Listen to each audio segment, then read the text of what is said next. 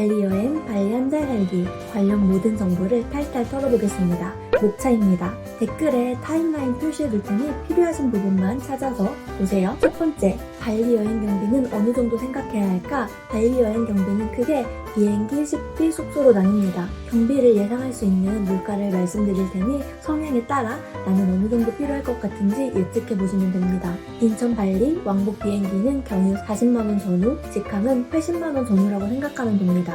비행기 예약 두 가지 팁을 드립니다. 저는 인천에서 말레이시아 2시간 경유 후 도착하는 항공권을 선택했습니다. 한국에 돌아올 때는 다국원 항공권 예약을 통해 발리에서 필리핀 마닐라로, 마닐라에서 한국으로 오는 항공권을 예약했습니다. 그래서 마닐라에서 5일 동안 여행을 더 하다 왔습니다. 이렇게 다국원 항공권 예약하는 것과 인천 발리 왕복으로 경유하는 것이랑 항공권 차이가 크지 않기 때문에 시간적 여유가 되시는 분은 다른 나라도 여행해 보시는 것을 추천드립니다. 두 번째, 저렴한 항공권의 경우 위탁 수화물이 포함되지 않는 경우가 많으니 사전에 꼭 체크하시길 바랍니다. 이런 경우 비행기에 캐리어를 가지고 탑승해야 하는데 보통 무게 제한이 7kg에서 10kg 사이입니다. 기내 수화물은 액체류 100ml 이상은 반입이 안 되기 때문에 화장품도 공병에 담아가야 합니다. 짐이 많은 경우 수화물을 추가하면 직항 비용이랑 비슷하게 나올 수 있어서 애초에 수화물이 포함된 직항 항공권을 구매하는 것이 좋을 수도 있습니다. 식비는 체감상 한국 대비 0.7배입니다. 현지 식당에서 먹으면 한 끼에 5,000원 미만, 적당히 깨끗하고 우리나라 식당 정도 되는 퀄리티인 곳에서 먹으면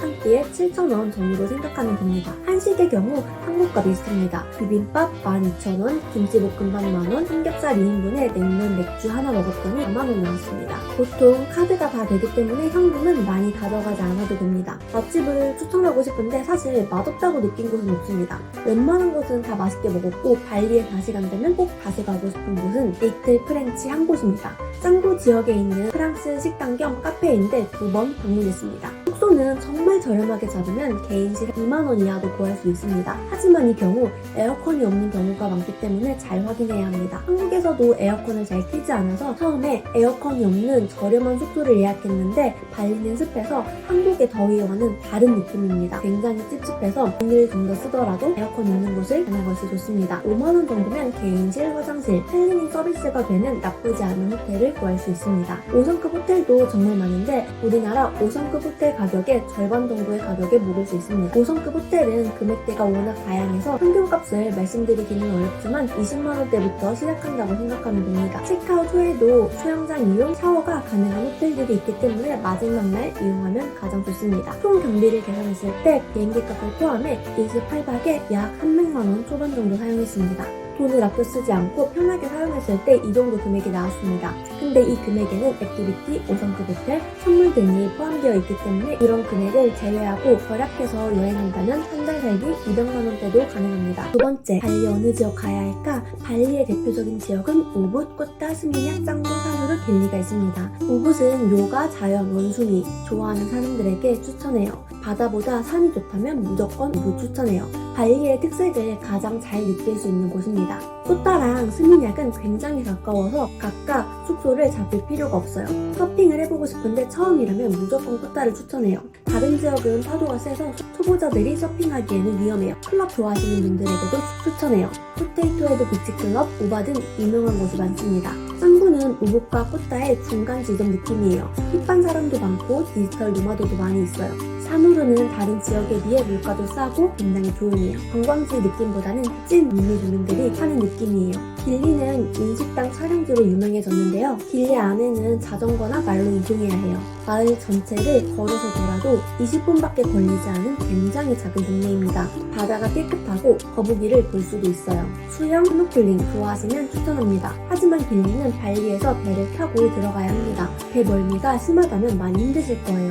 정말 파도가 세서 롤러코스터 타는 기분이었거든요. 길리는 최소 2주 이상 발리 여행을 쓰는 분들에게 추천해요. 각자의 취향에 맞게 여행 지역을 고르시면 되는데요. 일주일 미만이면 최대 2곳을 추천해요. 저는 우붓, 꾸따를 추천합니다. 하지만 숲보다 바다를 좋아한다면 과감히 우붓을 빼는 것도 추천드립니다. 왜냐면 우붓이 다른 지역에 비해 멀리 떨어져 있습니다. 저는 저녁 비행기 내려서 바로 우붓으로 이동했는데 공항에서 우붓까지 약 2시간 정도 걸렸습니다. 일주일에서 2주일 사이라면 최대 3곳을 추천해요. 발리가 생각보다 넓고 교통체증이 심해서 지역을 자주 옮기면 이동 시간이 아깝습니다. 개인적으로 좋았던 곳은 1위 짱구, 2위 산우룩, 3위 길리입니다. 근데 이건 제가 발리 2번째 방문이기도 하고 발리에서 일을 해야 했기 때문에 조용한 곳을 선호했습니다. 하지만 우붓과 꾸따를 가장 추천한 이유는 외국인이 놀러 왔는데 명동이랑 경복궁을 안 가는 느낌이랄까요? 우붓과 꾸따는 발리의 특색을 가장 잘 느낄 수 있는 곳입니다. 첫 번째, 발리 한 달 살기 후기. 발리는 호불호가 많이 갈릴 것 같아요. 벌레를 싫어하면 정말 최악의 여행지가 될 수 있습니다. 벌레가 정말 많습니다. 한 번은 놀고 호텔에 들어왔는데 도마뱀이 방 안에 있었어요. 근데 천장 위로 사라져서 잡을 수가 없어서 그냥 도마뱀이랑 같이 잤습니다. 개미도 많습니다. 자연과 내가 한 몸이 되는 기분입니다. 도시의 느낌은 전혀 없습니다. 대신 자연, 자유 좋아하시는 분들에게는 천국입니다.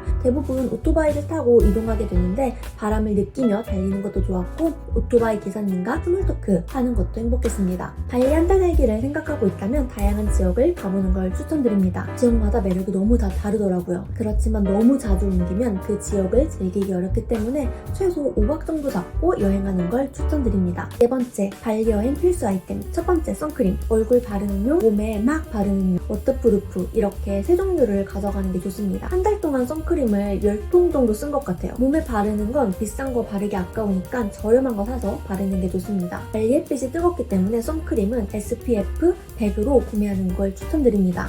워터프루프로 편하게 바르는 건 그린핑거 제품을 가져갔고 SFP 100인 선크림은 발리에서 추가로 바나나보트 선크림으로 구매했습니다. 선크림 부족하면 가서 사지 라고 생각하기에는 발리에서 선크림을 구매하면 비싸기도 하고 종류도 몇 개 없기 때문에 넉넉히 가져가는 걸 추천드립니다. 두 번째, 슬리퍼는 꼭 발등에 쿠션 없는 걸로 가져가세요. 발등에 쿠션이 있으면 물에 젖으면 잘 마르지도 않고 냄새나요.